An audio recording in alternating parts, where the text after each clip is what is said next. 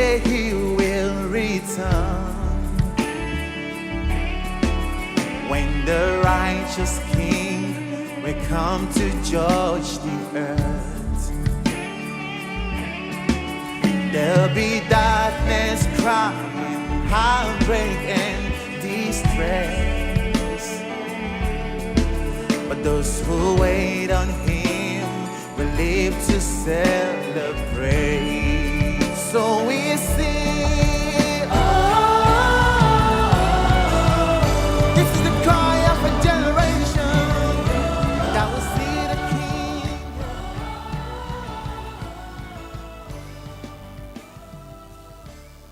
All right, good afternoon, and this is another solid Friday. You know, it's another time to talk about the untold stories.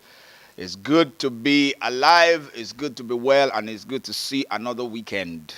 And this time we are back to talk about another Untold Story series. This time around, the focus is on the Church of Pentecost, the Parish Youth. And I have another veteran in the house today that we are going to be going down memory lanes together and sharing perspective and memories, that stories that shaped the foundation of this house and still continue to shape the current expression of that house.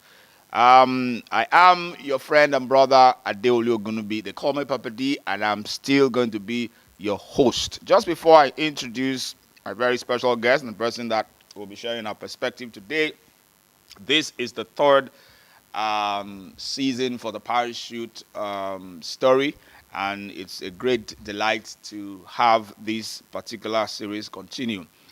The focus, the intent of all of these interviews is to capture and document the real-time stories, the sacrifices, the commitments, the consecrations, all of the values that shaped the foundational generation and everyone who had passed through these various houses of faith, and how they continue to inspire the current generation and the generations to come. So this is their story. This is their perspective. This is not a jam question. This is not right or wrong. This is people just being real.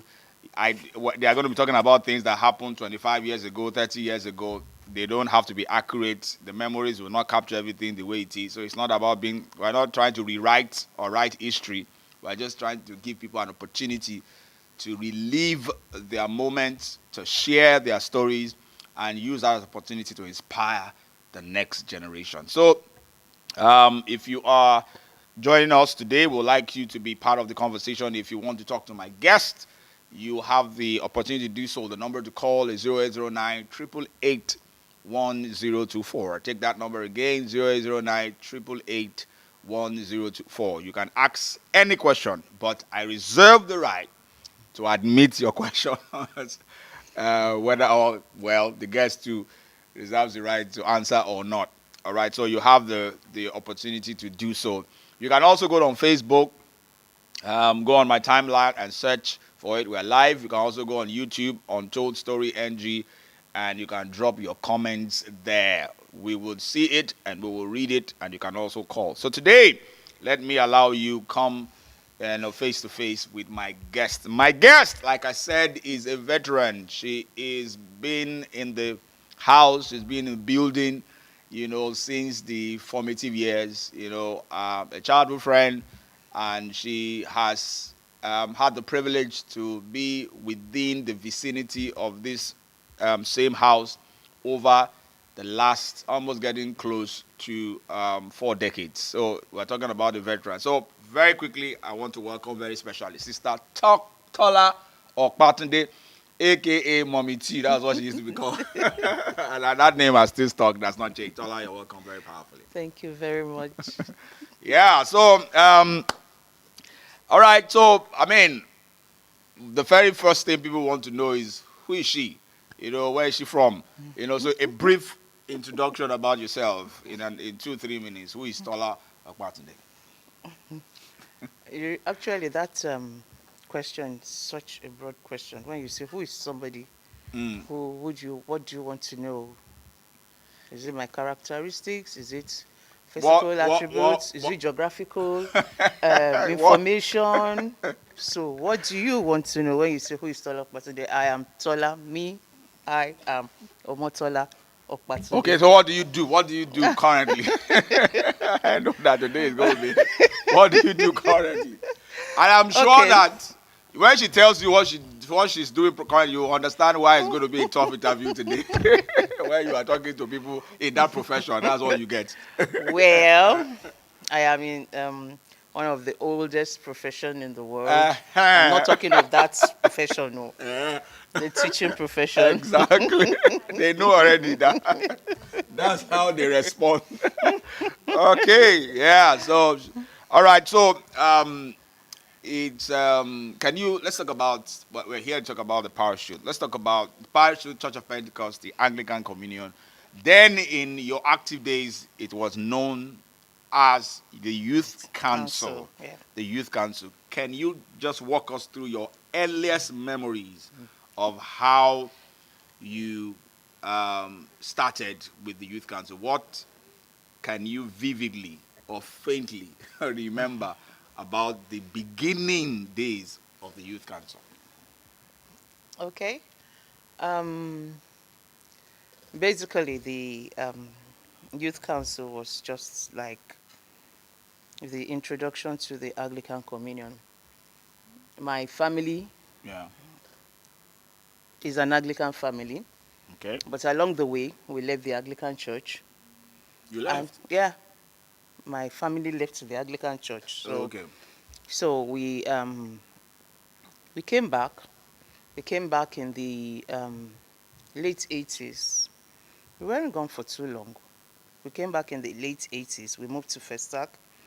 And then suddenly my father discovered, oh, there's an Anglican church. I'm going back to the Anglican church. Mm. And he started attending Anglican Church of the Pentecost, 21 Road. Yeah, it was called Anglican Church of Pentecost, ACP then. Yes, yeah.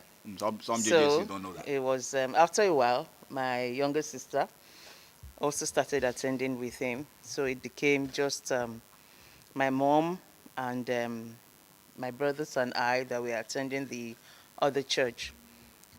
Unfortunately, or fortunately, my older brother traveled out in 1989. And so, as at that time, my mother had joined my dad in the Anglican church. So it was just basically my older brother and I that were still going to the other church outside Festac, Okay. Yaba, precisely. So by the time he traveled, it was like, I mean, this is a young lady in secondary school. I mean, who is going to allow her to start going all the way to Yaba? So it was like, hey, join us. And so I went from a vibrant, clapping, dancing church to a, ooh, I was like, oh my God. Okay. Okay, I guess the church you were in was a vibrant, charismatic church. Yes. Back to And I was like, oh my God, what is this? And it was just funny. I go to service and I'm like, what's going on? But then at that point in time, a body fascinated me, and that was the choir. I just keep seeing these people that look like, you know, angels, these people that look so different. They are going out, the procession, the recession, and everything. I'm like, wow, who are these people? You know, it actually never occurred to me to join them. It was just fascinating watching them from afar. There were so many people I used to admire. Kenechukwu Nwagu was one of those I used to admire because he was one of the cross bearers. Wonderful. Okay, that was the Yes. cross bearer. Yes, was a vibrant church choir member. Wow. It was one of the cross bearers. Was the pastor and And redeemed so, now. yeah, there were two. Imagine, there were two of them then. Yeah. Kene Nwagu and Bro Ayo. Ayo. This family in sorry, no. What's this his name? family in 322. Alania. No. This Altar Server too that died. This Baba Altar Server. Oh my God, how did I forget their names? The mom just died recently. Olaleru. Yes, Olaleru. Oh, okay. So, I mean, they were like two contrasts. This is Kenneth, tall, fair, easygoing face, and he looks like what you think an angel looks like. And this is Brio, dark, short. He had such a stony face. I'm like, okay. I mean, they were just very interesting people. So I was always on the lookout every Sunday for them. I was in the choir in my former church, so I really just didn't occur to me to join the choir. Just one day in 1989, my mom was like, during the 89. summer, yeah, summer coaching, my mom was like, oh yeah, go and join the choir. The choir master then was a colleague of ours, a family friend too, Papa Bola Koyejo, late Papa Bola Koyejo. So, well, I was going to meet somebody that I knew. And so I joined the choir, and that made the Anglican setting easier, because there you are there, you're preparing for So the service, you actually know what is going on Sunday. Right. You are not deaf, because when the choir is singing in front and you are behind, you really can't make out what they are saying. Okay. So, but then when you go in and you prepare with them, you have an idea. So you are like a part of them, but you are far. So that made the church interesting for me. And so I joined the choir and I ran with the vision. 1989. 1989. Wow. Yeah. That was 1989. I in 1989. 1989 Oh. in secondary school. I had a problem that changed me. Then I was in the same class with Soja Adekunle. Really? Yeah, we You were went to the same schoolmates. secondary school? Yeah, we actually went to the same secondary school. Oh, wow. We went to the same secondary school. You were We- just 50 it's we were- about 2 days yeah, ago. we were classmates, and suddenly I had a problem, and I had to repeat. So Soji became Your senior? my senior. Oh. Yeah, but well, all things work together for good, because some things happened and I became his senior again. Interesting. Yeah, so there were so many people that went to the same secondary school, and they were also in the choir. So it was like, okay, you move, you say, okay, bye on Friday, and you're meeting again on Sunday, and everything like that. So from there, from the choir, from getting close to the altar, I met Bro Femi Familoni. Now Venerable Femi Familoni. Familoni, the first coordinator Yeah. of Parish Youth. I met My boss. Bro Somi Olamide. Where is Somi Olamide? I don't know. Nobody knows. I don't know. The last time I saw him was in Abia State when we were 7. Yes, that was also. That was last no, time. he came around to Festac some years after that. I never saw him. I saw him He last just- he year. just I came- he even just came stayed over briefly. in his place for a few days He while just we were in came Abia briefly. State. So they just, because they were also in the altar, we were there. So they just like, oh, let's join the youth council, let's go out. And it became another thing. Almost every Saturday we had programs, we were going out. I mean, it was so Which year was interesting. that? Which year was that? This was, okay, this is, let's say, 88, 89. 88, 89. Yeah. 88, 89, 90. 90. So we, okay, no, let's go from 90 to 91, 92. I was involved with the Youth Council movement. We were going out from there, going to different churches. I met the Venerable Taiwo Lukwiton. I met so many other people that are now priests in the Anglican Church. So at that time, they were not priests. They were not priests. Okay. Though Taiwo Lukwiton is a priest's son. Okay. Then they were at Kuje Amuwo here. There's also a brother, I've forgotten his name, at the Badagry Diocese, Badagry then, not Badagry Diocese. It was not a diocese then, who is also now a priest. In fact, when I saw him some years back, he was the one that was like, I was like, Can't remember. and I saw the call, I was like, wow. So you nice. decided to join them? He said, yes, So it was really, really very interesting. Yeah. And the church So was so the supportive. youth council were busy going. What are they going to do in various churches at that time? Meetings. Meetings. Yes. It was full of meetings. Yes, it was. The Anglican Church is not a one-place church.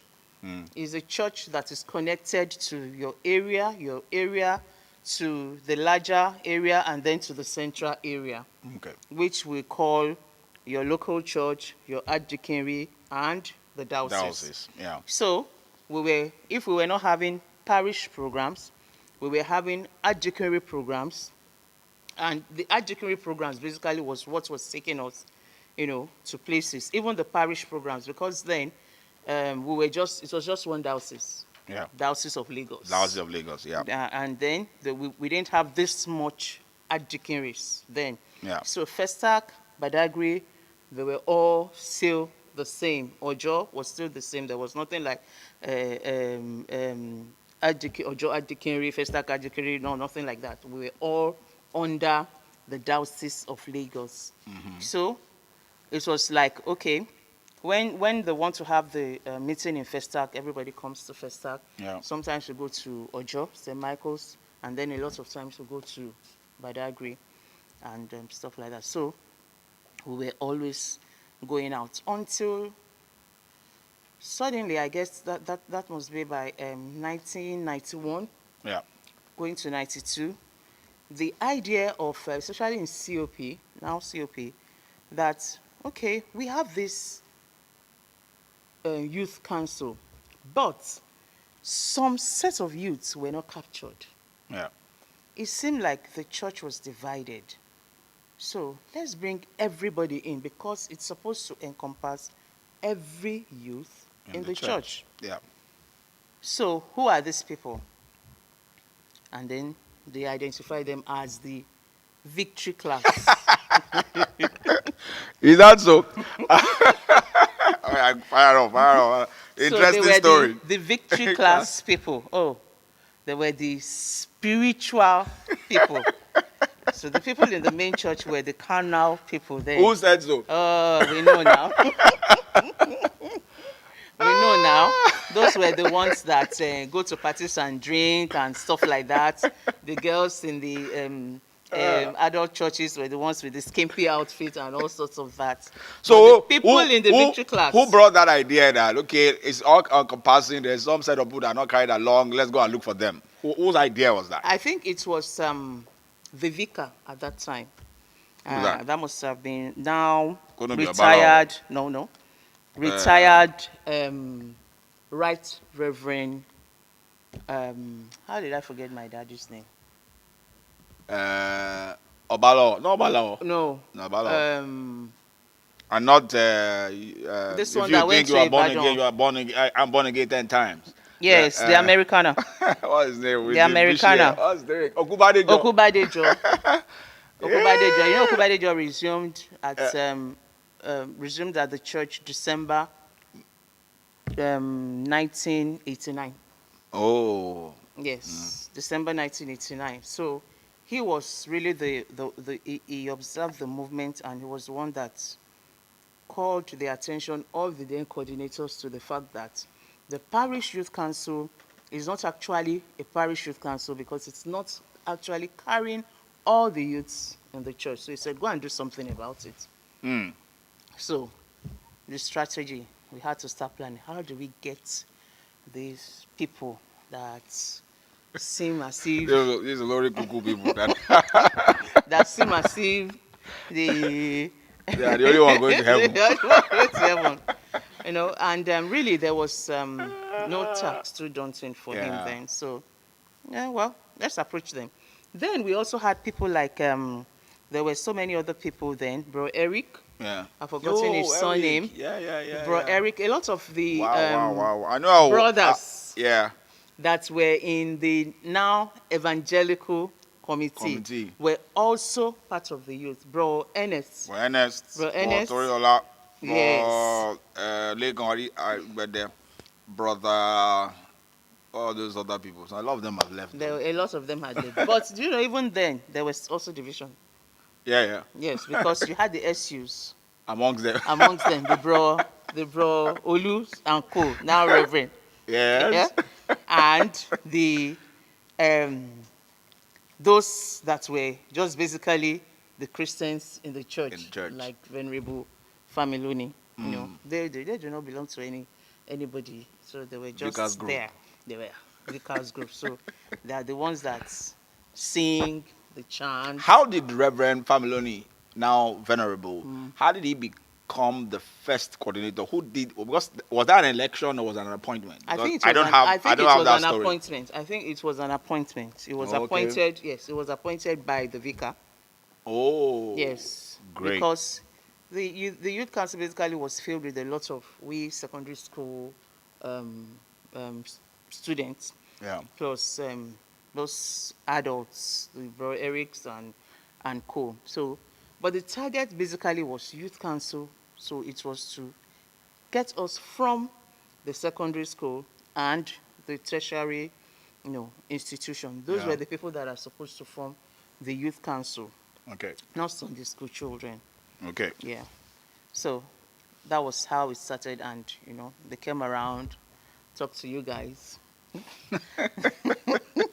Come No, on. you know the story that was sold to us. Let me tell you, if I still remember very well, Yeah. they brought Henry Akaniwu, Femi Yes. Odele, Chibuzo, and our likes. That okay, Mm. they want to the then Archbishop Abiodun Adetile had instructed that the youths within the diocese should now be engaged, and we should engage we should channel their energy. So churches are supposed to now organize musical competition, drama competition, Yeah. those things to happen on archdeaconry level, and Mm-hmm. so we now need to raise units Yeah. and prepare them so that we can effectively compete in this particular Competition. competition. So that day, I still remember, Femi was saying, "You are good in drama. Mm. You will, you coordinate the drama. Chibuzo, spiritual man, and do the. In fact, you will be praying for us to win the competition." Yes. Then Yes. then Henry and Kenneth was told to go and raise the Raised choir. the choir. Yes. So that I still remember that was the way we all. I will Yes, all that get. was one part of the strategy of bringing the youths that were outside the main church, Okay. bringing them into that body, Oh, okay. because it needed You to had to be present interesting. interesting. All right. Yes, it needed to be interesting. It needed to have a focus. Okay. It's not just saying, okay, oh, come, oh, let us all be Parish Youth Council members. Please, we have Parish Youth Council meeting and we all come in and we discuss. No, there had to be a purpose. It was not just gathering of people. So that was where the really, the late Right Reverend, the one that died now, Adetiloye, was really, Yeah. he really Very. wanted Yeah. that. He Yeah. really had that vision, and he wanted it, and he said, okay, go ahead, run with it. And our bishop, our vicar then said, okay, let's go, let's do it. And Yeah. Bofemi came here, told her, look, oh, what are we going to do? Let's bring in these people already. Bring in your people. I talked to already. I was in the choir, and I had these young ones that were around me. I was like, okay. So when it's like, we have meeting on Saturday, oh, let's go. You people show up, and stuff like that. So that was how we all came Came in. together. So when the idea of the competition came in, okay, so let them take the leadership, so that it will be a way to introduce you to the happenings. Yeah. Yes, have a feel of what is going on, and Let let's me, work from let me there. ask you, Tola. Probably this is probably a thought that some of us had carried over the years, or some people just think that it's a thinking also from the other side. Was there a, a was there at any time an understanding that when this particular group of victory class people came in, they hijacked the structure and and and took it away from the original people that had its vision or structure given to them? Was there any form of resentment about that? That the process or Um, the was hijacked? you know, the you see, the funny thing is, my perspective is usually different from others. Yeah. So I didn't really see it that way. If there was anything like that, I don't know. I didn't hear. Okay. I actually don't have any knowledge of anything like that. It was just like a natural thing. Yeah.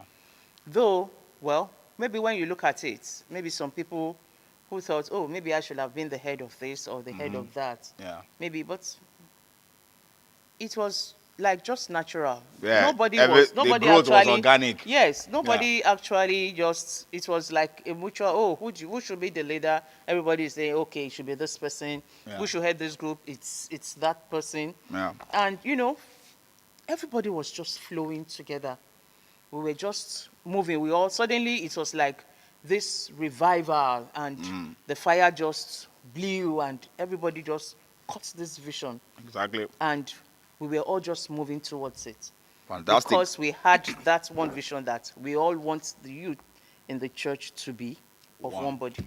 All right, just before we set to go on break, let's talk about now when the parish youth, at the parish youth, from the point where now Reverend Familoni, now venerable, handed over to me. I think I came in late 92, and then we began having very much robust youth week programs. Yeah. We started having drama nights, and I think Tola was very much involved in some of the key roles played in some of those dramas. So let's talk about your fondest memories of those youth week programs, the preparation, the people, the peculiarities of their skills, of their graces, the people that, they were always to look out for, the special characters that were played, and some of those fondest memories of those early days of Youth Week.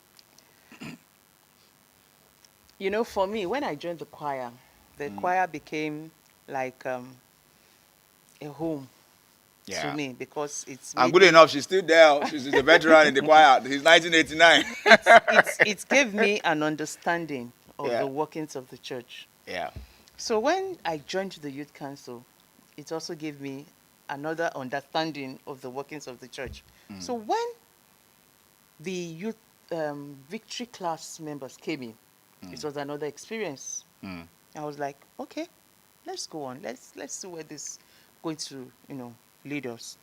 And I was meeting the likes of you, Femi, your older brother Adi, my sweetheart. Then Yeah. Kene on another level. The very serious Chibuzo. Very serious. I understand very well. Very serious Chibuzo.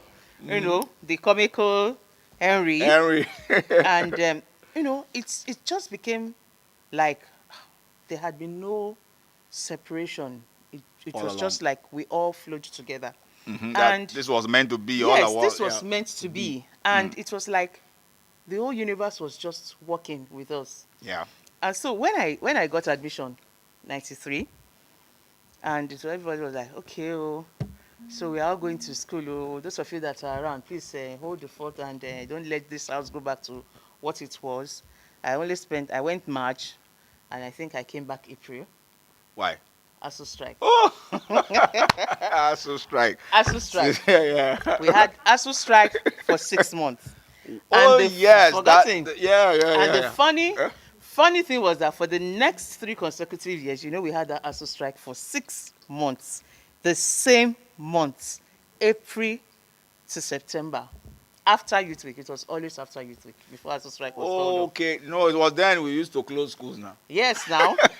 Because we wanted Youth Week people to come and do. Because we wanted Youth Week, the preparations was usually so elaborate and with such passion. Everybody wants to come home. And suddenly, as we say, we are closing schools. I remember people used to send prayer requests home that Youth Week is coming, that I want to be part of it. Let's close the school. Let's ask that Ufe will come home. Let's ask And immediately after Youth Week, we were like, we didn't cut until about the second year. We're like, okay, immediately after Youth Week, okay, ASU strike will soon be called off. We are all going back. So you people will hold the fort. And so those 3 years were years that, it was just so amazing. Yeah. And I just can't forget them. We were all involved. Yeah. It was like God just wanted us at that point in time, before the cares of adulthood Stepped in. take There. us away. Yeah. And those years were just wonderful. Yeah. So 93, 94, 95, you know, like that. Those years were just the most wonderful years. Now for me. let me ask you to hold your thoughts. We're going to go on a break. This is still my Parish Youth story, and today I'm hanging out with Sister Tola Opatunde, aka Mommy T, sharing some behind the scenes events that has happened before this house was even, structurally formed. And she is a veteran. She saw the house in its beginning. She's an expression from the choir, and she's still very much there doing great things and doing lovely things for God. We're going to go on a break, and a short break. We go to the market and come back, and please stay with us and don't go away. Glory. Woo! Somebody make a joyful noise. He's a good father. Hallelujah. We're going to bless the Lord today.